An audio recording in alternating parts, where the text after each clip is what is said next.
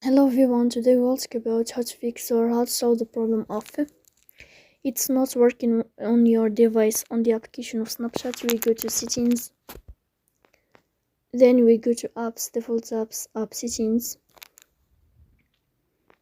In this list here, you will scrolling down until you find this window of Snapchat, and you will click here. In this page of app info, you will go to first stop and you will click OK.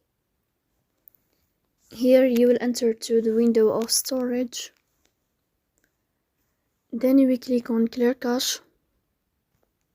But pay attention, don't click clear data because that can delete your account as you see here. In the end, you can turn off your phone and you can restart your phone again to fix that problem. So please don't forget to support us by like and subscribe. See you next time and thank you for your watching and your attention.